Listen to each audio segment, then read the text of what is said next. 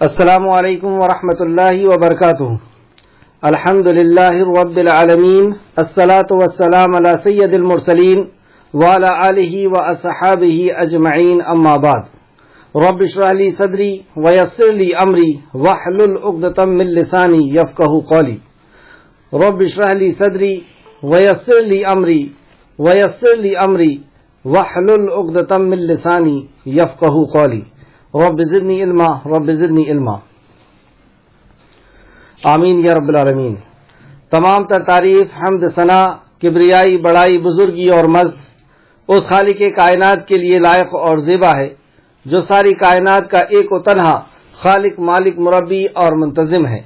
درود و سلام ہو انبیاء اکرام پر جنہیں انس اور جن کی رشد ہدایت کے لیے مبعوث فرمایا گیا، خصوصاً نبی مکرم رحمت للعالمین امام الانبیاء محمد صلی اللہ علیہ وسلم پر. اس مختصر سے درود و سلام کے بعد معزز سامعین اکرام، جیسا کہ ہم جانتے ہیں کہ آج ہماری کلاس سورہ یوسف کی آیت نمبر 11 سے رہے گی. لیکن کل جو ہم نے کلاس میں پڑھا اس کو ہم ایک سرسری نظر سے ان 10 آیتوں کو بھی پڑھتے ہیں تاکہ آگے کی بات ہمارے سمجھنے میں آسانی رہے. اعوذ باللہ من الشیطان الرجیم. اے اللہ، ہم تیری پناہ میں آتے ہیں شیطان سے. بسم اللہ الرحمن الرحیم، اللہ کے نام سے جو رحمان اور رحیم ہے. الف لام را، یہ حرف مقطعات ہیں جو الگ الگ پڑھے جاتے ہیں، جس کی میننگ اللہ رب العزت نے نہیں بتائی. تلک آیات الکتاب المبین، یہ واضح کتاب کی آیتیں ہیں. واضح کتاب جو حق اور باطل کا فیصلہ کرتی ہے، جو ساری کائنات کے خالق اور مالک کی طرف سے ہے، جو معیار اور پیمانہ ہے حق کو ناپنے کا، یہ مبین ہے، یعنی ساری باتوں سے الگ اللہ رب العزت کی بات، سچی بات. تو تلک آیات الکتاب المبین، یہ واضح کتاب کی آیتیں ہیں.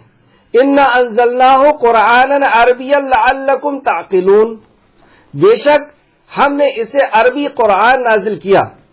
کیوں نازل کیا اور عربی میں نازل کیا؟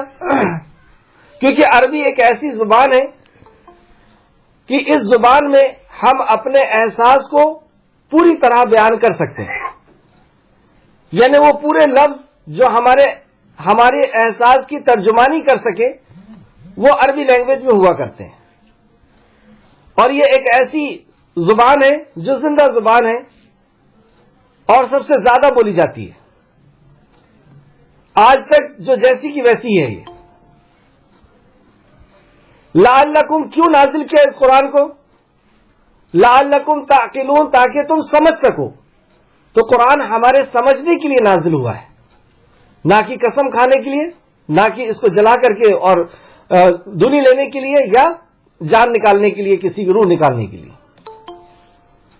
اب آگے اللہ فرماتا ہے نحن نقص علیک احسن القصص بما اوحینا الیک ھذا القرآن، آپ کی طرف یہ قرآن وحی کر کے، اے نبی کریم صلی اللہ علیہ وسلم، آپ کی طرف قرآن وحی کر کے ہم آپ کو ایک بہترین داستان سناتے ہیں. احسن القصص، احسن القصص یعنی بہترین قصہ سناتے ہیں. اور جیسا کہ ہم جانتے ہیں کہ اللہ کا دستور رہا ہے کہ اللہ بعض کو بعض پر فضیلت دیتا ہے، اور بھی قصص اللہ رب العزت نے سنائے، لیکن اس قصے کو اللہ کہتا ہے کہ یہ بہترین قصص ہے، احسن قصص ہے. اس کے اندر ہم دیکھیں گے کہ بہت سارے ہماری رشد ہدایت کے لیے، ہمارے تربیت کے لیے اور ہماری اصلاح کے لیے، ہمیں نکھارنے کے لیے ایک بہت اچھے نکات اور بہت اچھی تعلیمیں ہمیں اس کے اندر ملے گی. یہ عظیم الشان قصہ یا واقعہ جو حق پر مبنی ہے، جو سچا ہے، صادق ہے، جو اللہ رب العزت اپنے نبی کا بیان کرنے والا ہے، یہ واقعہ تاریخ کی نظر سے گم ہو چکا تھا. اللہ رب العزت نے اسے قرآن کا حصہ بنایا کہ قیامت تک کے لیے یہ واقعہ محفوظ ہو جائے اور لوگ اس سے عبرتیں حاصل کریں. اور ہم دیکھتے ہیں کہ نبی کریم صلی اللہ علیہ وسلم اور صحابہ کرام کی زندگی اس واقعے سے کتنی زیادہ ملتی جلتی تھی، اور ہماری زندگی کے اندر، ہمارے گھروں کے اندر یہ جبکہ 4000 سال پرانا واقعہ ہے. 1900 قبل مسیح، عیسیٰ علیہ السلام کے 1900 سال پہلے، اور آج عیسیٰ علیہ السلام کو دیکھا جائے کتنے سال ہو گئے تو تقریباً 4000 سال پرانا، لیکن ایسا لگتا ہے کہ جیسے آج کے لیے یہ بات بیان کی جا رہی ہے. تو اللہ نے فرمایا جبکہ یقیناً اس سے پہلے آپ بے خبروں میں سے تھے، یعنی آپ کو اس واقعے کی خبر نہیں تھی جیسے لوگوں کو خبر نہیں تھی، تاریخ کی نظروں سے یہ اوجھل تھا. اب واقعہ شروع ہوتا ہے آیت نمبر 4. جب یوسف نے اپنے باپ سے کہا اے میرے ابا جان، بے شک میں نے خواب میں دیکھا ہے کہ 11 ستارے سورج اور چاند نے انہیں دیکھا کہ وہ مجھے سجدہ کرتے ہیں. یہ ایک خواب سے واقعہ شروع ہوتا ہے، اور آپ دیکھیں گے کہ خواب کی تعبیر پر یہ واقعہ ختم ہوگا. یوسف علیہ السلام کے خواب سے شروع ہوا یہ واقعہ، اور اسی خواب کی تعبیر پہ یہ واقعہ ختم ہوگا.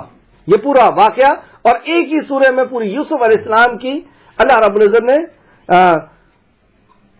اسٹوری کو یا آپ کی سمان حیات کو، آپ کی زندگی کو اللہ رب العزت نے بیان فرمایا. خواب یہ ایک حقیقت ہے، اور خواب 3 قسم کے ہوتے ہیں. پہلا مبشرات یعنی سچے خواب، اللہ کی طرف سے. مبشرات یعنی خوشخبری دینا، اللہ کی طرف سے کوئی بات بتانا، اس کو کہتے ہیں مبشرات جو اللہ کی طرف سے ہوتے ہیں. دوسرا تخفیفات جو شیطان کا ڈراوا ہوتا ہے. اور اس تعلق سے ایک چیز اور ہم سمجھ لیں کہ جو ہم نے کل پڑھا تھا کہ شیطان جب خواب دکھاتا ہے تو اس خواب کی پہچان یہ ہوتی ہے کہ انسان ڈر جاتا ہے، گھبرا جاتا ہے، یا وہ گرتا ہوا دکھائے گا یا کوئی حادثے کا شکار دکھائے گا، اس طریقے سے کوئی خواب دکھاتا ہے. اگر یہ خواب ہم نے کسی کو بیان کر دیا تو کیا ہوگا؟ ہونا کچھ بھی نہیں ہے، کیونکہ شیطان کے خواب میں یا شیطان کے اندر تقدیر کو بدل دینے کی طاقت نہیں ہے. تقدیر تو اللہ کے اختیار میں ہے، اللہ جو چاہے گا جیسا چاہے گا ویسا ہوگا. تو پھر شیطان کے خواب بتانے سے منع کیوں کیا گیا؟ نبی کریم صلی اللہ علیہ وسلم نے منع کیا کہ شیطان کا خواب کسی کو نہ بتائیں، بائیں طرف سدکار دیں، دعا پڑھ لیں، 2 رکعت نماز پڑھیں، دعا پڑھ لیں. کیونکہ اگر شیطانی خواب ہم کسی کو بتاتے ہیں اور وہ اس کی تعبیر کرتا ہے تو تعبیر اللہ رب العزت ویسی کی ویسی کر دیتا ہے. خواب پرندے کے پیر پہ ہوتا ہے، اور پھر اگر اس کی تعبیر کر دی جاتی ہے تو وہ ویسے ہی ہو جاتا ہے. ورنہ شیطان کوئی خواب دکھائے اور وہ ویسے ہی ہو جائے، شیطان کے سوچنے سے یا شیطان کے کرنے سے ایسا بالکل بھی نہیں ہوتا. اللہ کے بندے پہ صرف اللہ ہی کا حق چلتا ہے. شیطان کی چال بازیاں ہماری تقدیر کو نہیں بدل سکتی. یہ 2 قسم کے خواب ہوئے، ایک خواب اللہ کی طرف سے، دوسرا شیطان کی طرف سے. تیسرا اچھا شیطان کی طرف سے یعنی کیا شیطان قادر ہے دکھا دے؟ اللہ رب العزت کی عزت سے، اللہ رب العزت کی اجازت سے، اللہ رب العزت کی مشیت سے یہ شیطان بھی خواب دکھا پاتا ہے. تیسرا حدیث نفس یعنی اپنی بات، اپنی سوچ انسان کو دکھ جاتی ہے. انسان کی اپنی بات جو دماغ میں چھائی رہتی ہے وہی اس کو دکھ جاتی ہے. تو یہ 3 قسم کے خواب جو اس کی خود کی نفس جو سوچ رہی ہے وہی اس کو دکھ جا رہا ہے، یا شیطان کی طرف سے یا اللہ کی طرف سے. تو نتیجہ یہ نکلا کہ جو لوگ خواب کا سرے سے انکار کر دیتے ہیں یہ بات بالکل غلط ہے. آپ نے دیکھا ابراہیم علیہ السلام اور انبیاء کے خواب تو وہی ہوتے ہیں. ہمارے خواب کہ وہ ہستی اور وہ وقت نہیں ہوتی، لیکن انبیاء کے خواب تو وہی ہوتے ہیں. ابراہیم علیہ السلام اس خواب کی بنیاد پر اسماعیل علیہ السلام کو ذبح کرنے چلے گئے. تو خواب کی ایک اپنی حقیقت ہے، لیکن کچھ لوگ خواب کو ہی شریعت بنا لیے کہ کسی نے کوئی خواب دیکھا اور وہ شریعت بن گیا، اب اسی کے حساب سے وہ زندگی جیے گا. تو یہ بھی نہیں ہے، اعتدال اختیار کرنا ہے جیسا کہ ہم نے کل پڑھا تھا. دوسرا کہ سورج اور چاند کو انہوں نے دیکھا، تو سورج سے مراد تفسیر ابن کثیر سے میں نے جو کل حوالہ بتایا تھا کہ باپ ہے اور ماں ہے، یعنی شوہر اور بیوی ہے، اور 11 ستاروں سے مراد ان کے بھائی تھے۔ اس خواب کو جب یعقوب علیہ السلام نے سنا تو یوسف علیہ السلام کے مقام و مرتبے کو جان گئے اور فوراً کہتے ہیں آیت نمبر 5، اس یعقوب نے کہا میرے پیارے بیٹے اپنا خواب اپنے بھائیوں کو نہ سنانا۔ کیوں روک رہے ہیں یعقوب علیہ السلام کہ اپنا خواب اپنے بھائیوں کو نہ سنانا؟ اس سے صاف ظاہر ہوتا ہے کہ بھائی اس خواب کو سن کر کے ان سے حسد کریں گے۔ کیونکہ وہ خواب کی تعبیر سمجھ لیں گے۔ اس کا مطلب یہ ہے کہ یہ بھائی بہت پڑھے لکھے اور سمجھدار قسم کے اور علم والے لوگ تھے، سمجھدار تو نہیں، علم والے لوگ تھے، اور یہ اللہ پر بھی ان کو یقین تھا اور آخرت میں جواب دہی کا بھی ان کو ڈر تھا۔ آیت نمبر 9 میں ہم آج پڑھیں گے کہ یہ کہتے ہیں کہ اسے کنویں میں ڈال دیتے ہیں پھر اللہ سے توبہ کر لیں گے۔ تو ایسے نیک شخص، ایسے نیک لوگ، لیکن ان سے خواب کو چھپانے کا یعقوب علیہ السلام اپنے بیٹے کو کہتے ہیں اپنا خواب اپنے بھائیوں کو نہ بتانا، ورنہ اب خدشہ خود ہی بتاتے ہیں، ڈاؤٹ خود ہی بتاتے ہیں کہ کیوں نہیں بتانا، ورنہ وہ تمہارے لیے کوئی بری تدبیر کریں گے، وہ تمہارے لیے کوئی پلاننگ کریں گے، تمہیں اپنے راستے سے ہٹا دینے کے لیے، تمہیں ختم کرنے کے لیے، یہ تمہارے لیے کچھ نہ کچھ وہ چالیں چلیں گے۔ مطلب یوسف علیہ السلام کے والد یعقوب علیہ السلام بچوں کی نفسیات کو جان رہے تھے، وہ ان کے آپسی رشتوں کو، ان کے آپسی تعلقات کو وہ جان رہے تھے، اس لیے انہیں خطرہ ہوا کہ یہ اپنے مقصد کو پہنچ جائے بچہ، اس وقت تک یہ اپنے خواب کو چھپا کر کے رکھے۔ تو اس سے ہمیں ایک نصیحت ملی کہ ہم بھی اپنے مقصد کے تکمیل تک حاسد کے حسد سے بچیں، اپنی کامیابی کو پانے تک۔ حاسد کا حسد ہماری تقدیر نہیں بدل سکتا، لیکن یہ بھی کل بات ہو چکی ہے، بے شک شیطان، اچھا پھر یہاں پہ جو قیمتی بات انہوں نے فرمائی، ورنہ وہ تمہارے لیے کوئی تدبیر کریں گے، بے شک انسان شیطان کا کھلا دشمن ہے۔ یہاں پہ شیطان کو لایا گیا کہ یہاں پہ اس کا عمل دخل ہوگا۔ کیوں عمل دخل ہوگا یہاں؟ اصل میں شیطان نے جو وعدہ کر کے آیا اللہ رب العزت سے کہ میں تیری صراط مستقیم پر ہی بیٹھوں گا، وہ یہودی، نصرانی، مجوسیوں کے پاس نہیں جائے گا، وہ مشرکوں اور منافقوں اور کافروں کے پاس نہیں جائے گا، وہ آپ کی اور میرے پاس آئے گا، وہ ہمارے پاس آئے گا جو آخرت کا یقین رکھتے ہیں، مرنے کے بعد کی زندگی کا اللہ رب العزت کی ذات پر، نبی مکرم پر اور قرآن پر جو ایمان رکھتے ہیں، یہ انہی کے پاس آئے گا۔ اس لیے یعقوب علیہ السلام اپنے بیٹے سے کیا کہتے ہیں کہ وہ شیطان ہے، وہ تمہارا کھلا دشمن ہے، وہ آئے گا، وسوسے کرے گا۔ وہ انسان کے اندر اس وقت آتا ہے جب وہ کسی کو بڑھتا ہوا دیکھتا ہے تو وہ حسد کو لے کر کے آتا ہے، تو وہ حسد لے کر کے آ جائے گا۔ اور ہم دیکھتے ہیں کہ سب سے پہلا جو جرم ہوا اللہ رب العزت کی بارگاہ میں جو ابلیس نے کیا تھا، اسی حسد کی وجہ سے۔ حسد کیا چیز ہے؟ حسد کی تعریف، حسد کسی صاحب نعمت کی نعمت کے زوال کی تمنا کرنا، یہ حسد ہے۔ ہم ٹیسٹ کریں کہ ہمارے اندر حسد تو نہیں ہے، کیسے ٹیسٹ کریں گے؟ کیا کسی کی نعمت کو دیکھ کر ہمیں تکلیف ہوتی ہے اور ہم اس کے بارے میں برا سوچنے لگتے ہیں؟ جیسے آدم علیہ السلام کے بارے میں، آدم علیہ السلام کو جو نعمت دی گئی تھی، اللہ کی طرف سے علم دیا گیا تھا، اس علم سے اور ان کے مقام و مرتبے سے کہ ان کے سامنے سجدہ کرنا ہے، شیطان کو حسد ہوا۔ نبی کریم صلی اللہ علیہ وسلم سے حسد کیا یہودیوں نے، نصرانیوں نے اور مکہ کے لوگوں نے۔ حابیل پر حسد کیا قابیل نے، اور یوسف علیہ السلام سے حسد کیا ان کے بھائیوں نے۔ تو نعمت کسی کو مل گئی ہے تو کیا ہم اس نعمت سے ہمیں ٹینشن ہوتی ہے، ہمیں تکلیف ہوتی ہے، ہمیں حسد ہوتی ہے؟ اگر ایسا ہے تو اس کا نقصان کیا ہے؟ اس کا نقصان کیا ہے؟ نوٹ کریں، اصل میں صرف پوائنٹ ٹو پوائنٹ بات کر رہا ہوں۔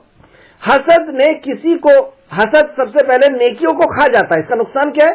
حسد نیکیوں کو کھانا شروع کرتا ہے، جیسے آگ لکڑی کو کھاتی ہے، اسی طریقے سے حسد نیکیوں کو کھا لیتا ہے۔ ایک حدیث، اور اس حدیث کو میں نے قرآن انسائکلوپیڈیا سے نقل کیا ہوں، اور حدیث کا حوالہ ہے صحیح ابن حبان، حدیث نمبر 4587۔ کسی مومن، حدیث میں یہ بتایا گیا، کسی مومن کے لیے کسی مومن کے دل میں ایمان اور حسد اکٹھے نہیں ہو سکتے. کتنی سخت بات ہے. کسی مومن کے دل میں ایمان اور حسد اکٹھے نہیں ہو سکتے. یا تو وہ مومن ہوگا اور یا تو وہ حسد سے پاک ہوگا. اللہ اکبر. نعمت کا اصل میں یہ عقیدے سے تعلق رکھتا ہے. حسد ہم حسد کر رہے ہیں یعنی اللہ رب العزت کے اوپر بلیم کر رہے ہیں کہ تو نے کیوں دیا اس کو یہ نعمت. نعمت تو اللہ کی ہے, اللہ نے عطا کیا ہے. حسد کا علاج کیا ہے؟ 4 علاج لکھیں گے. سب سے پہلا, حسد اگر ہمارے اندر ہے تو ہم دعا کریں گے اللہ رب العزت اس حسد کو ہم سے دور کر. دوسرا, تقوی اختیار کریں گے, اللہ کا ڈر کہ اللہ کیا ہمیں حساب دینا ہے اس کا. تیسرا, اپنے عقیدے کا محاسبہ کریں گے. اپنے عقیدے کا محاسبہ کریں گے, عقیدے کو چیک کریں گے کہ ہمارا عقیدہ کیا ایسا ہے, کیا ہم اللہ کی رضا پہ راضی نہیں, اللہ کا بندہ ہے, اللہ نے اس کو عطا کیا ہے, کیا ہم اللہ پہ آبجیکشن کر رہے ہیں. تو اپنے عقیدے کا محاسبہ کریں گے. چوتھا, اپنے انجام کے بارے میں سوچیں گے کہ اس حسد کے بعد ہمارا انجام کیا ہونا ہے. کہ جو عزت ہے ہم حسد کیوں کر رہے ہیں کہ یہ راستے سے ہٹ جائے تو وہ پوزیشن وہ مقام ہمیں مل جائے گا. تو جو عزت یا نعمت ہے کہیں وہ بھی چلی نہ جائے. جیسے یوسف علیہ السلام کے بھائیوں کی جو عزت تھی یعقوب علیہ السلام کی نظر میں, وہ عزت بھی ان کے ہاتھ سے چلی گئی. کہیں ایسا نہ ہو کہ ہم کسی سے حسد کریں اور ہماری بھی عزت چلی جائے. ایک میٹر یہ. دوسرا یہ, اگر کوئی ہم سے حسد کرتا ہے تو ہم کیا کریں. اگر کوئی ہم سے حسد کرتا ہے تو کیا کریں. پہلے تو اگر کوئی حسد کرتا ہے اور کوئی نعمت ہمیں ملی ہے تو ہم تدبیر اختیار کریں, لیکن اللہ پر یقین رکھیں. یعنی حاسد کا حسد ہماری تقدیر کو کبھی نہیں بدل سکتا, لیکن تدبیر اختیار کرنا ہے. جیسے یعقوب علیہ السلام نے کہا کہ بیٹا یہ نعمت تم بتانا نہیں ان کو, تو ہم بھی کوئی پلان میں ہے کوئی چیز کر رہے ہیں تو اس کی تدبیر کریں. لیکن پھر بھی حاسد سے کس طریقے سے بچا جائے گا.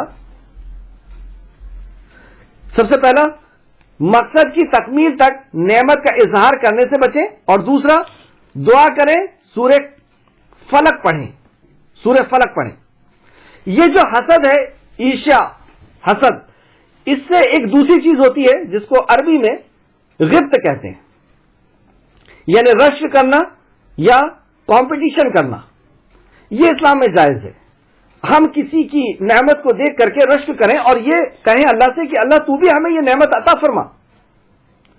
کسی کی دولت کو, کسی کے علم کو, کسی کے مقام و مرتبے کو دیکھ کر کے ہم رشک کریں اور یہ کہیں کہ اللہ یہ مجھے بھی چاہیے. یہ ٹھیک ہے. ہم اس کی برائی نہ سوچیں, اس کو ختم کرنے کا نہ سوچیں, اور کسی کی کو نیکی کرتے ہوئے دیکھ کر کے ہم کمپٹیشن کریں کہ ہم اس سے زیادہ نیکی کریں گے اللہ کے پاس, ہم اس سے بڑا مقام مرتبہ لے کر کے جائیں گے. یہ جائز ہے اور اس کا حکم بھی ہے. تو آیت نمبر 5, 6 نمبر دیکھتے ہیں. اور اسی طرح تیرا رب تجھے, اچھا, یوسف علیہ السلام کو یعقوب علیہ السلام نے وصیت و نصیحت کرتے ہوئے کہا کہ اس خواب کو چھپا لینا ہے, بھائیوں کو نہیں بتانا ہے, ورنہ وہ تمہارے لیے تدبیر کریں گے. ایسا کیوں ہوگا؟ کیونکہ شیطان ان کے دل میں وسوسے ڈالے گا کہ اس کا مقام اتنا, جیسے ہمارے دلوں میں آتی ہے بات کہ وہ ایسا وہ ویسا, تو یہ وسوسے یہاں سے لے کر کے شیطان آتا ہے. آیت نمبر 6, اور اسی طرح تیرا رب تجھے ممتاز مقام عطا کرے گا. یہ اس خواب کے تعلق سے یوسف علیہ السلام کو پہچان رہے ہیں, یعقوب علیہ السلام, اور یوسف علیہ السلام کا مستقبل اس کی روشنی میں بتا رہے ہیں کہ آپ کے ساتھ کیا ہونے والا ہے. اور اسی طرح تیرا رب تجھے ممتاز مقام عطا کرے گا, یعنی الگ سلگ ایک مقام عطا ہوگا. الگ سلگ مقام کس کا ہوتا ہے؟ انبیاء کرام کا. اور تمہیں باتوں کی اصل حقیقت سمجھنے سے کچھ سکھائے گا. مطلب بات کی تم گہرائی میں جاؤ گے, اللہ رب العزت کی وحی کی گہرائی میں جاؤ گے, اس کو سمجھو گے اور اس کو سمجھاؤ گے, یا خواب کی تعبیر کرو گے. یہ دونوں معنی اس کے اندر آتے ہیں. اور تجھ پر اور آل یعقوب پر, تجھ پر اور یعقوب کے آل پر, یعقوب پر اپنی نعمتیں پوری کرے گا جس طرح اس نے اس سے پہلے اسے تیرے باپ دادا ابراہیم اور اسحاق پر پورا کیا تھا. بے شک تیرا رب خوب جاننے والا, بڑی حکمت والا ہے.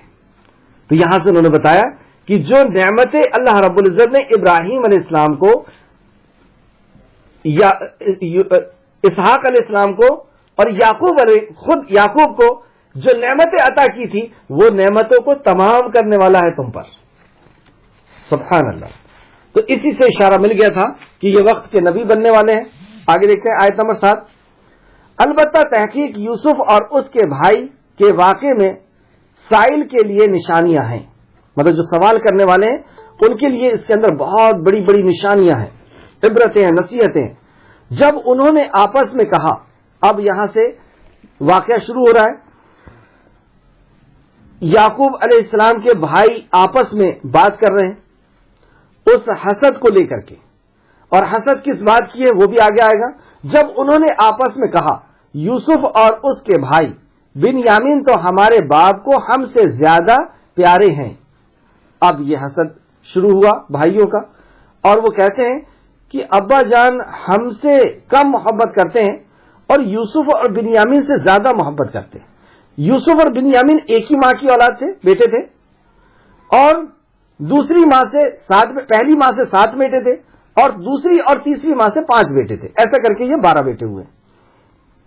تو یہ 11 ایک طرف بیٹھ کر کے 10 ایک طرف بیٹھ کر کے، اور یہ 2 کے لیے اشارے کرتے ہیں کہ یہ لوگ بہت غلط ہیں. یہ غلط ہے کہ یہ ہمارے والد جو ہیں ان سے محبت کرتے ہیں. تو کوئی کسی سے محبت کر رہا ہے، کسی کا مقام و مرتبہ بڑھ رہا ہے معاشرے کے اندر، مسجد کے اندر، گھر کے اندر، خاندان کے اندر، کمپنی کے اندر، تو اس سے حسد ہمیں نہیں ہونا چاہیے. یہی حسد ان کو ہوئی تھی. حالانکہ ہم ایک طاقتور جماعت ہیں. ہاں، ان کی اپنی سوچ کیا ہے؟ ہم طاقتور ہیں تو ہم سے محبت ہونا چاہیے. جیسے کفار مکہ نے سوچا تھا کہ ہم سردار ہیں، ہم پیسے والے ہیں، ہم فلاں چیز کے مالک ہیں، تو نبوت ہمیں ملنا تھا. یہودی اور نصرانیوں نے اپنی سوچ بنا لی تھی کہ انبیاء کا سلسلہ تو ہمارے اس میں آتا چلا آیا، یہ ہمارے اس میں کیوں نہیں آیا محمد صلی اللہ علیہ وسلم، ہم نبوت کو قبول نہیں کریں گے. اسی طریقے سے یہ بھی سوچ ہے کہ ہم طاقتور ہیں، محبت ہم سے ہونا چاہیے. ارے اللہ کی عطا ہے، اللہ جس کو عطا فرمائے، جس کے لیے جس کے دل کے اندر اللہ رب العزت محبت ڈال دے. لیکن یہ اعتراض کرتے ہیں کہ یہ ایک چھوٹا سا ہے 10 سے 12 سال کا، نہ ان کی خیال رکھ سکتے ہیں، نہ کچھ کر سکتے ہیں، اور ان سے محبت کرتے ہیں، جبکہ محبت تو ہم سے ہونا چاہیے، ہم نوجوان ہیں. تو ان کا اپنا سوچ تھی، اپنے خیال تھا. بے شک ہمارے باپ البتہ واضح غلطی پر ہیں. تو دیکھیے دونوں بھائی ہیں. یوسف علیہ السلام جب ابو کے پاس جا رہے ہیں تو ان کی نیت کیا ہے کہ میرے والد عالم ہیں، وہ مجھے میرے خواب کی تعبیر بتائیں گے. ایک محبت اور ایک اپنائیت کے ساتھ جا رہے ہیں. اور یہ بھائی اسی والد کے لیے کیا کہہ رہے ہیں کہ وہ غلطی پر ہیں، وہ غلط ہیں، وہ غلط کر رہے ہیں. کتنا فرق ہو گیا ان کے سوچ کا، ان کے عقیدے کا. آیت نمبر 9. تم یوسف اب میٹنگ کر رہے ہیں کہ اس کو، یہ جو ہمارے والد اس سے اتنی زیادہ محبت کر رہے ہیں، اس کو راستے سے ہٹانا ضروری ہو گیا. کیسے ہٹائیں، کیا کریں؟ تو اب یہ 10 بیٹھ کر کے میٹنگ کرتے ہیں، پلان بنا رہے ہیں. ایک کہتا ہے تم یوسف کو قتل کر دو. اللہ اکبر. دیکھ رہے ہیں حسد جب بڑھتی ہے تو اس حد تک جاتی ہے کہ قتل کرنے کا مشورہ دینے میں بھی اس کو ڈر نہیں لگ رہا. دوسرا یہ کہتا ہے یا اسے کسی زمین میں پھینک دو، مطلب اسی کوئی وقت و قیمت نہیں، کسی زمین میں لے جا کر کے، کسی دور دراز لے جا کر کے اس کو چھوڑ دو کہ وہ تمہارے باپ کا چہرہ تمہارے لیے خالی ہو جائے. اگر وہ راستے سے ہٹ جائے گا، یعنی اسے قتل کر دیا جائے گا یا زمین میں کسی دوسری جگہ لے جا کر کے پھینک دیا جائے گا، چھوڑ دیا جائے گا، تو تمہارے باپ کا چہرہ خالی ہو جائے گا. یعنی یہ جب چلا جائے گا تو پھر اس مقام پہ تم بیٹھ جاؤ گے. یہ ہے شیطان کا حربہ جو ہمارے لیے بھی وہ لے کر کے آتا ہے کہ اس کی وجہ سے تمہارا مقام کم ہے، اس کو راستے سے ہٹا دو تو اس مقام پر تم بیٹھ جاؤ گے، اس مقام پر تم بیٹھ جاؤ گے. اس کا انجام کیا ہوا آگے دیکھتے ہیں. اور اس کا تو یہ جب پلاننگ چل رہی ہے، حاسد کی سوچ ہم دیکھ رہے ہیں کہ یہ الگ ہٹ جائے گا تو راستہ صاف ہو جائے گا، اور اس کے بعد تم نیک لوگ بن جانا. اللہ اکبر. اللہ کا ڈر بھی ہے ان کو، مسلمان بھی ہیں. ارے یعقوب علیہ السلام کے خود بیٹے ہیں. کیا کہہ رہے ہیں؟ اس کے بعد ہم توبہ کر لیں گے، لیکن یہ کام تو کرنا ہوگا، یہ تو نہیں چلے گا، ہم سے زیادہ عزت اس کی، ہم سے زیادہ اس کی چلنا، اس سے محبت، یہ نہیں چلے گا، اس کو تو ہٹانا ہوگا۔ توبہ بھری ہم کر لیں گے، لیکن یہ حسد تو ہم کر کے رہیں گے۔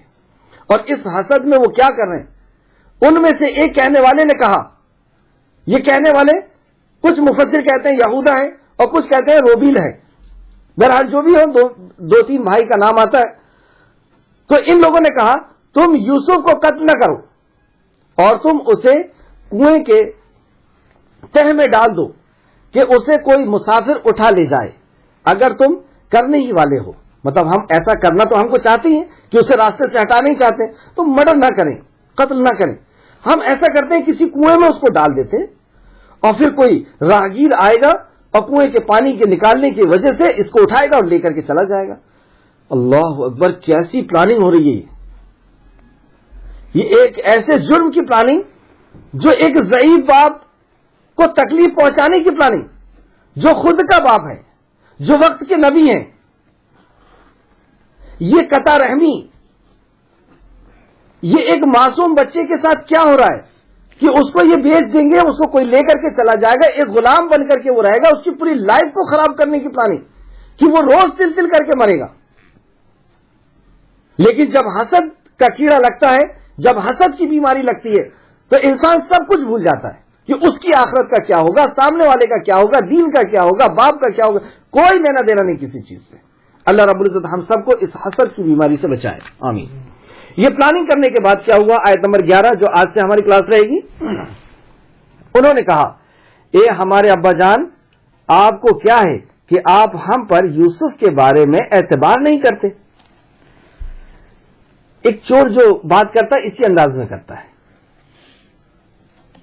کہ تم تو ہم پر یقین ہی نہیں کرو گے، ہم تو غلطی ہے نا تمہاری نظر میں، کیا یقین کرو گے تم؟ کیا ہم تمہارے پیسے واپس نہیں کریں گے؟ یا اس طریقے سے جو بات کرتا ہے، سمجھ جائیے آپ کی یہ انداز اللہ رب العزت قرآن کے ذریعے سے ہمیں سکھا رہا ہے لوگوں کا کہ یہ بات کرنے کے انداز سے پہچانو تم اس کو، کیا ہے اس کی نیت۔ اللہ اکبر، ایک ایک چیز اللہ رب العزت ہمیں سکھاتا ہے۔ تو انہوں نے کہا اے ہمارے ابا جان، آپ کو کیا ہے کہ آپ ہم پر یوسف کے بارے میں اعتبار نہیں کرتے، حالانکہ یقیناً ہم اس کے خیر خواہ ہیں۔ ایسا کون کہتا ہے؟ حالانکہ ہم خود ہی اس کے خیر خواہ ہیں، خود کہہ رہے ہیں، یعنی جتا رہے ہیں، خیر خواہی جتا رہے ہیں۔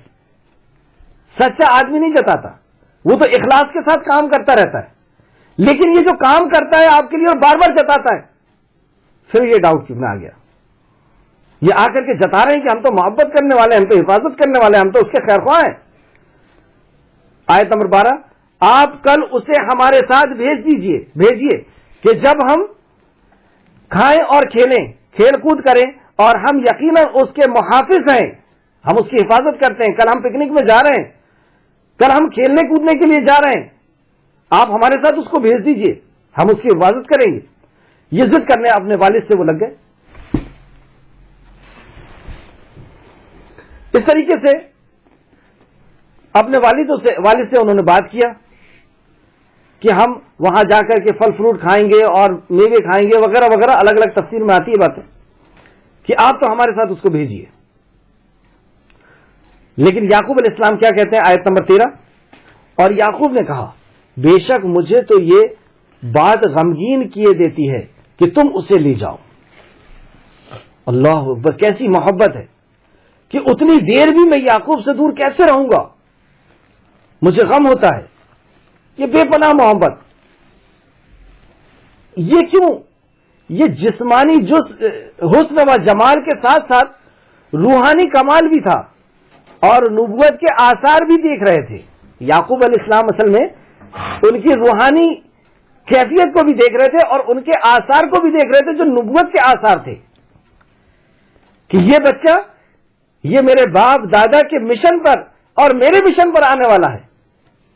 اس سے ایک الگ سے محبت ہو گئی۔ جیسے آپ دیکھیں گے کہ نبی کریم صلی اللہ علیہ وسلم کو اپنے صحابہ سے، اور خاص صحابہ تو دائی تھے ہی، دائی سے اس قدر محبت تھی کہ کچھ دائیوں کو، کچھ عالموں کو، کچھ دین سکھانے والوں کو، کچھ لوگوں نے جو منافق تھے اسلام کا چولا پہن کر کے آئے اور نبی کریم صلی اللہ علیہ وسلم سے کہا کہ ہمارے گاؤں میں جا کر کے دعوت کا کام کریں گے، آپ ان کو چھوڑ دیجیے، ہمارے ساتھ پہنچا دیجیے، لے جا کر کے اور ایک کمرے کے اندر بند کر کے ان کو شہید کر دیا۔ نبی کریم صلی اللہ علیہ وسلم اس طرح غمگین ہوئے، اس طرح پریشان ہوئے، اس طرح غمگین ہوئے کہ آپ نے قنوت نازلہ پڑھی 1 مہینے تک۔ تو محبت کی وجہ کیا تھی کہ آپ مشن پر تھے یوسف علیہ السلام، تو انہوں نے کہا کہ مجھے یہ بات غمگین کر دے گی کہ تم اسے لے کر کے چلے جاؤ، کیسے اس کے بغیر میں اتنے دیر رہوں گا؟ تو اسے اور مجھے خوف آتا ہے کہ اسے بھیڑیا کھا نہ جائے اور تم اس سے غافل ہو۔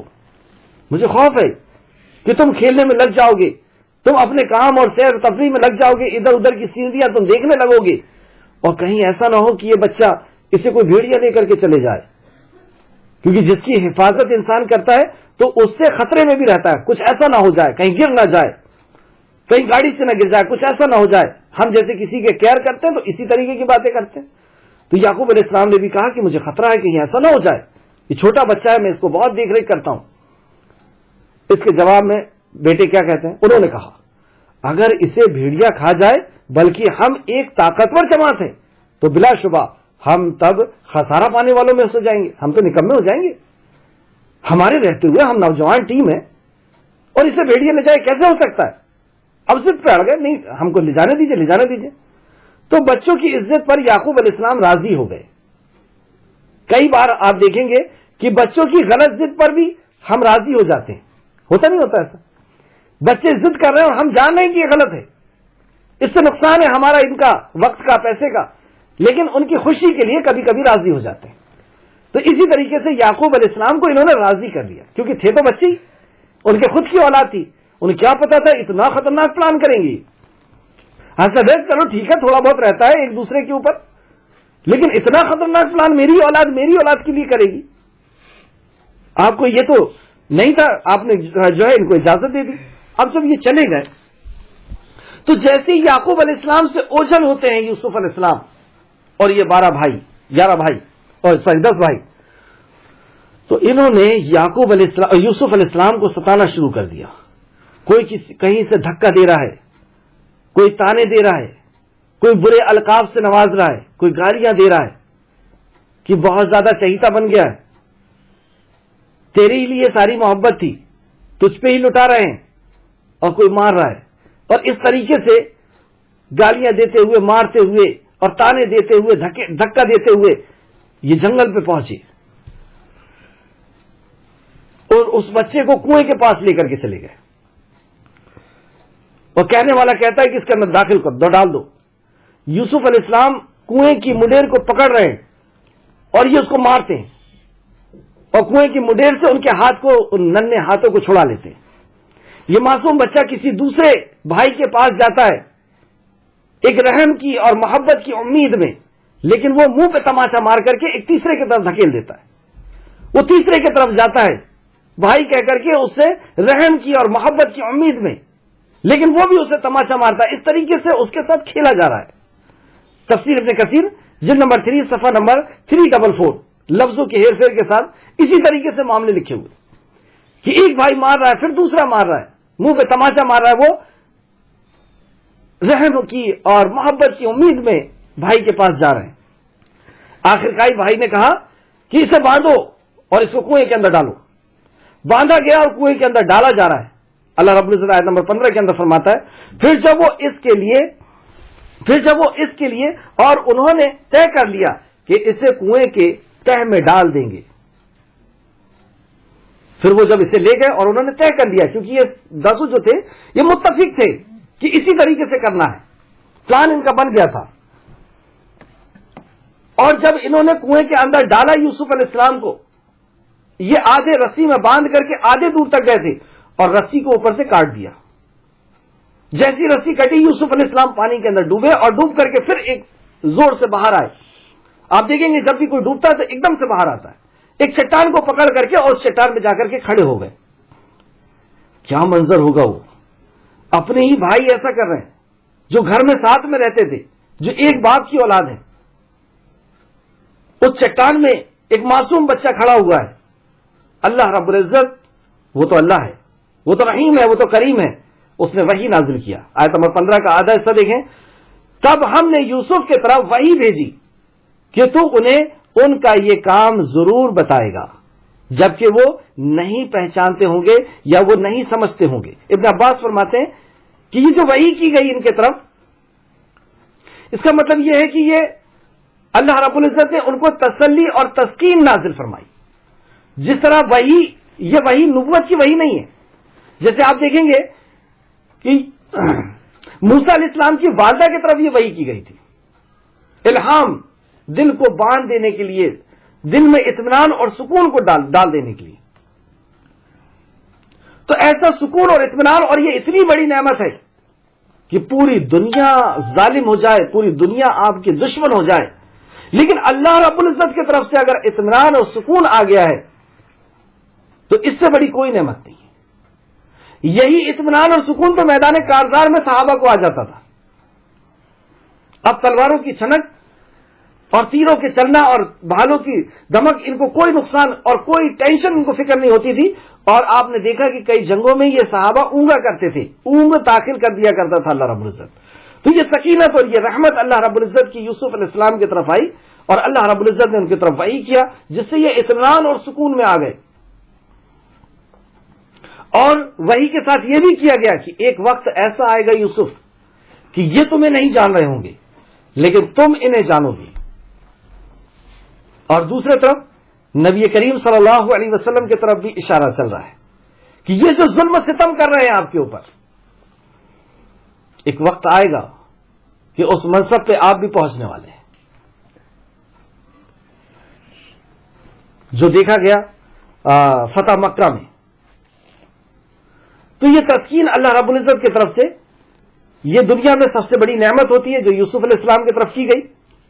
پھر دیکھتے ہیں، تب ہم نے یوسف کی طرف وحی بھیجی کہ تو انہیں ان کا یہ کام ضرور بتائے گا، مطلب تمہاری حفاظت کی جائے گی، تمہیں ہلاک و برباد نہیں کیا جائے گا، تم تو یہاں سے نکلو گے، تم تو اپنی جوانی کو پہنچو گے، تم تو اپنی عمر کو پہنچو گے، اور تم ان کا انجام بھی بتانے والے ہو، تم ان کو بتانے والے ہو کہ تم نے ان سے کیا کیا، اور جبکہ یہ تمہیں پہچان بھی نہیں رہے ہوں گے۔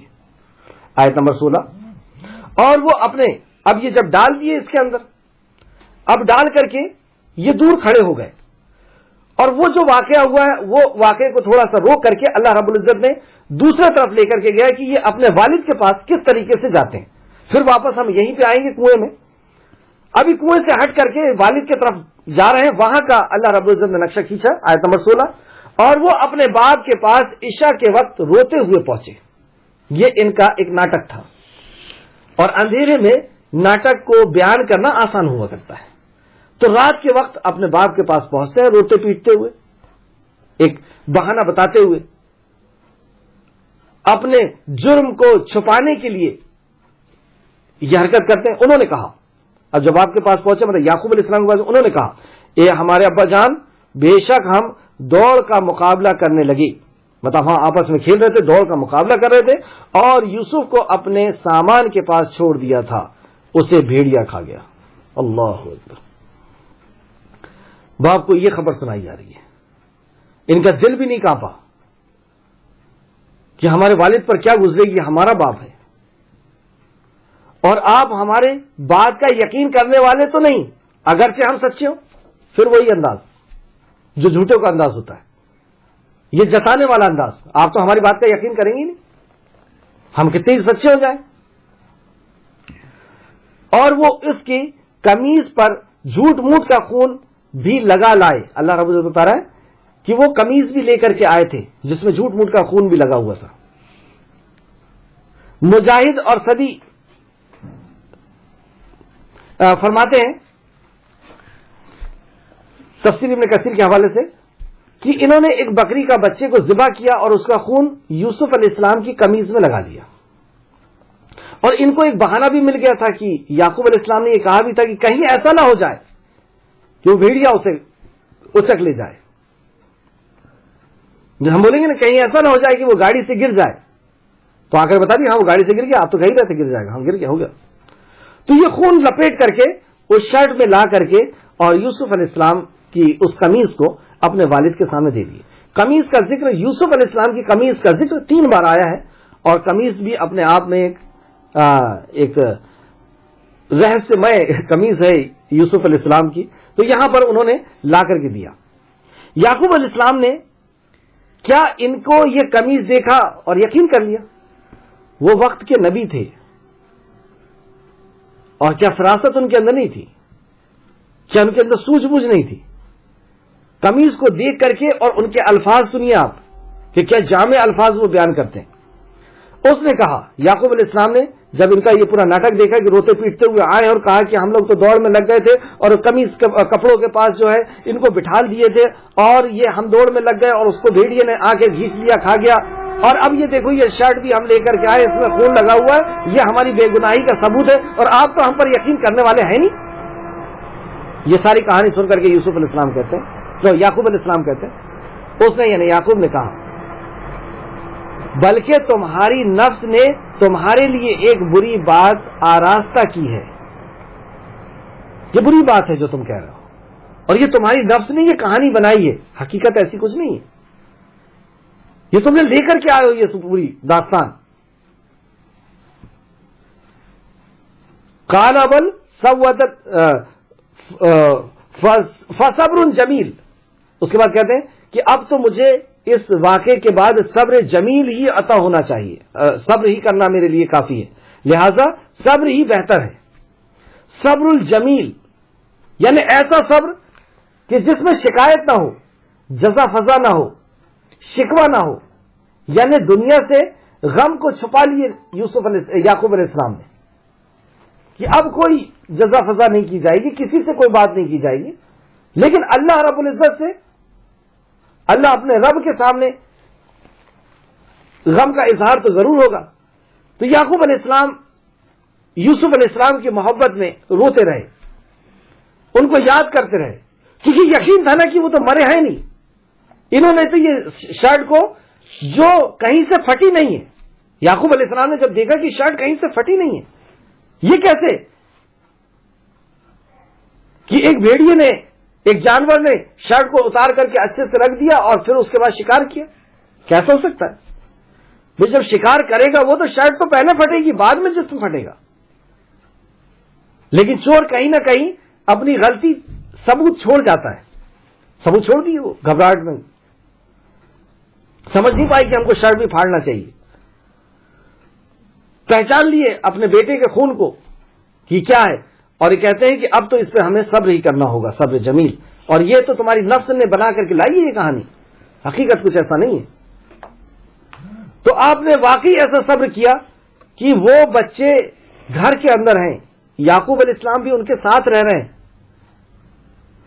لیکن کسی سے کوئی جزا فضا نہیں، کوئی نقصان ہو گیا، ہم اپنے آپ کو دیکھیں یہاں پر رکھ کر کے کہ کوئی نقصان ہو گیا، کوئی عزیز و اقارب اس دنیا سے چلا گیا، کوئی بڑا حادثہ ہو گیا، کوئی نقصان ہو گیا، وہاں پر ہمیں یہاں پہ اس آیت سے درس ملا کہ ہمیں صبر کرنا ہوگا، اللہ کی تقدیر پر راضی ہونا ہوگا کہ اللہ بہتر تدبیر کرنے والا ہے، بہتر اس کا فیصلہ کرنے والا ہے۔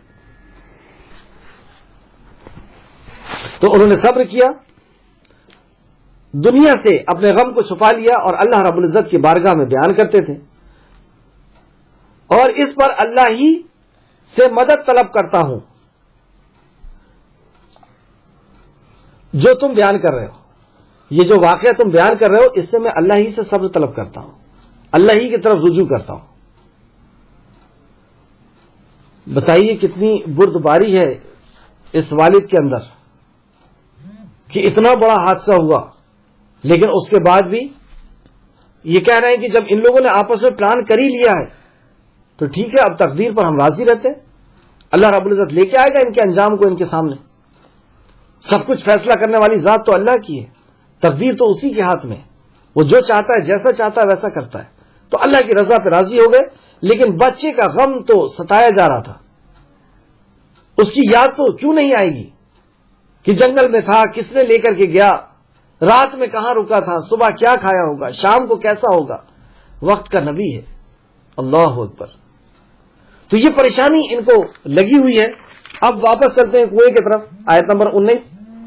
اور ایک قافلہ آیا، اب انہوں نے ڈال کر کے جو یہاں پہ روایت ملتی ہے، ایک تو یہ کہ ڈال کر کے آ گئے اور 3 دن کے بعد پھر یہ وہاں پر پہنچے، لیکن زیادہ صحیح ہے کہ ترنت ڈالنے کے بعد یہ دور ہو کر کے چھپ گئے. کہ ہم دیکھتے ہیں اب انجام کیا ہوتا ہے، یا یوسف کے ساتھ کیا ہوتا ہے. وہ خود اپنے لیے کیا کرتا ہے، یا کوئی قافلہ آتا ہے کیا جو اس کو اٹھا کر کے لے جائے. اس بیچ اگر کوئی قافلہ آ گیا اور اس نے پانی کا ڈول ڈالا تو یوسف مل جائے گا، اور وہ اس کو لے کر کے ضرور جائیں گے کہ ہم اس کو لے جا کر کے پھر کہیں اور بیچ دیں گے. تو ایک قافلہ آ رہا تھا جو مصر کی طرف جا رہا تھا، تو اس قافلے کا اللہ رب العزت ذکر کرتا ہے آیت نمبر 19. اور ایک قافلہ آیا، پھر انہوں نے اپنا پانی لانے والا بھیجا تو اس نے اپنا ڈول ڈالا. قافلہ آیا، وہاں پہ قافلہ رکا، ان کے خیمے وہاں پہ لگائے گئے، ٹینٹ لگائے گئے، اور ان کے ہاں بیچ میں جو ملا تھا، جو پانی لانے والا تھا، اس کو سردار نے بھیجا کہ جاؤ پانی لے کر کے آ جاؤ. اب یہ پانی لینے کے لیے وہاں پہ پہنچتے ہیں اور اپنا ڈول اسی کنویں کے اندر ڈالتے ہیں جہاں کی ایک چٹان پر یوسف علیہ السلام ایک چھوٹا سا بچہ بیٹھا ہوا ہے. انہیں پتہ نہیں ہے، پانی ڈال کر کے اور اب اس کو کھینچ رہے ہیں. جیسے اس نے دیکھا کہ یہ کیا، تو وہ کہتے ہیں قالا یا بشرا ھذا غلام. قالا، وہ حیرت میں ہو کر کہا یا بشرا، یہ تو بہت بڑی خوشخبری ہے. ھذا غلام، یہ تو غلام ہے، مطلب بچے کو غلام کہتے ہیں عربی میں. تو یہ تو ایک خوبصورت بچہ ہے، تو بہت اچھا بچہ ہے. اور انہوں نے اسے پونجی سمجھ کر چھپا لیا. پونجی ہو گئی نا وہ، کیونکہ وہ ایک چھوٹا بچہ ہے، خوبصورت ہے، اب ہم اس کو مصر لے جا کر کے اچھی قیمت میں بیچ دیں گے. یہ تو بہت اچھا چیز ہاتھ لگ گئی ہمارے.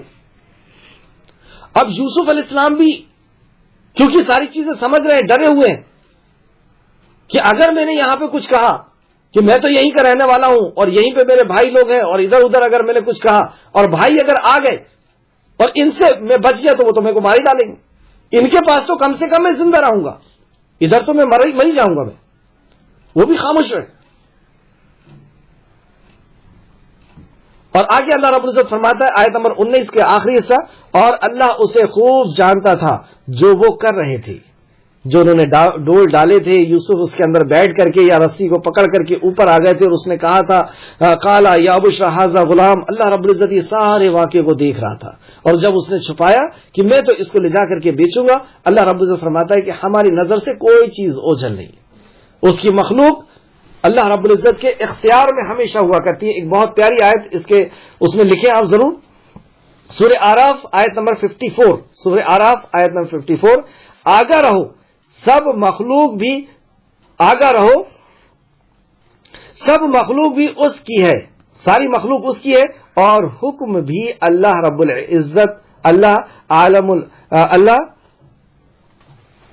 رب العالمین برکت والے کا ہی ہے. مخلوق بھی اسی کی ہے اور حکم بھی اسی کا ہے. اللہ اکبر. دنیا اس کی اور اس کے حکم کے بغیر کوئی بھی چیز نہیں.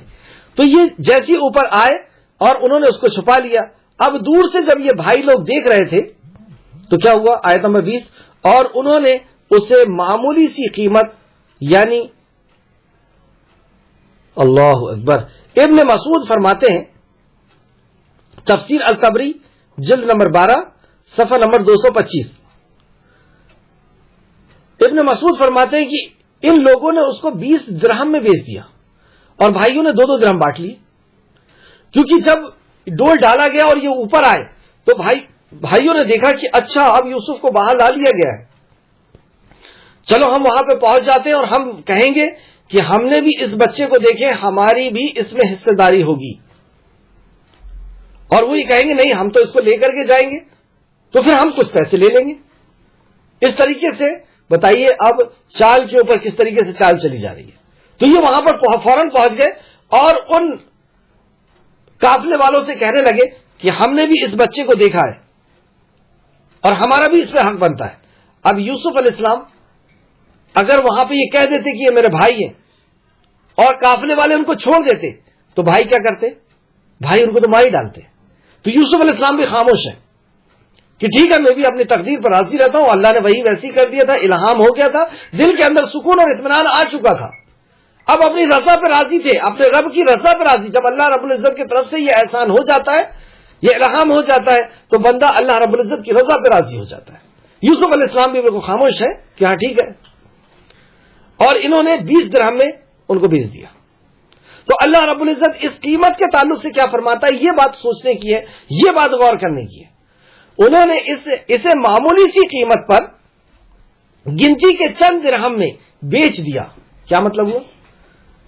اللہ رب العزت یہ کہہ رہا ہے کہ انہوں نے یوسف کو معمولی سی قیمت میں چند درہم میں بیچ دیا. مطلب یہ ہوا کہ اللہ کے پاس یوسف کی بہت قیمت ہے علیہ السلام. اللہ رب العزت یہ جو انہوں نے قیمت لگائے ہیں، اللہ کہتا ہے یہ بہت کم قیمت ہے. یہ کیا جانے کہ یہ ہے کون؟ یہ وقت کا نبی ہے، یہ اللہ کا مطیع اور فرمانبردار بندہ ہے. اللہ کے پاس اس کی کیا قیمت ہے، دنیا کے اندر اس کی کیا قیمت ہے، یہ کیا جانے. یہ بھائی لوگ تو حسد کے اندر ایسے ملوث ہو گئے کہ یہ نہیں سمجھ رہے ہیں کہ، اور مکہ والے بھی نہیں سمجھ رہے ہیں کہ نبی مکرم صلی اللہ علیہ وسلم کے ساتھ کیا کیا جا رہا ہے. یہ ان کی قیمت کیا جانے. جو ان کے اوپر تانے دیا کرتے ہیں، جو ان کو مجنوں کہتے ہیں، کہ کوئی شاعر کہہ رہا ہے، کوئی دیوانہ کہہ رہا ہے، کوئی کچھ کہہ رہا ہے، یہ کیا جانے کیا ہے ان کی قیمت، اور کس طریقے سے مکہ سے نکلنے پہ مجبور کر رہے ہیں، اور ان کو پکڑ کے لانے والے کو، ان کے اوپر تعاقب کرنے والے کو 100 اونٹ انعام دیے جا رہے ہیں. یہ کیا جانے یہ کیا کر رہے ہیں. ان کے پاس کوئی قیمت ہی نہیں ہے، تو جانتی نہیں، ایمان ہی نہیں ان کو. اور آخرکار یوسف علیہ السلام کو ان لوگوں نے اس سے خریدا اور لے کر کے پھر مصر کی طرف جا رہے. نبی رحمت صلی اللہ علیہ وسلم 10ویں نبوت میں یہ سورہ نازل ہوئی، اور 13ویں نبوت کے بعد یعنی 13 سال جب مکہ میں ہو گئے تو نبی کریم صلی اللہ علیہ وسلم بھی مکہ سے ہجرت کر کے مدینہ گئے. مدینہ پہنچ کر کے نبی کریم صلی اللہ علیہ وسلم کو ایک مقام و مرتبہ ملا، آپ کی ریاست قائم ہوئی. وہاں پہ جو مومن اکٹھا ہوئے تھے، ایک پری پلان مومنوں کو جہاں پہ اکٹھا کیا گیا تھا، وہ سب تیار تھے کہ ہم اللہ کی وحی کے مطابق زندگی جئیں گے. اور بس ایک ریاست قائم ہو گئی، اور پھر وہ ریاست بننا اللہ رب العزت کے فضل و کرم سے شروع ہو گئی. ادھر یوسف علیہ السلام بھی وہاں پہنچے.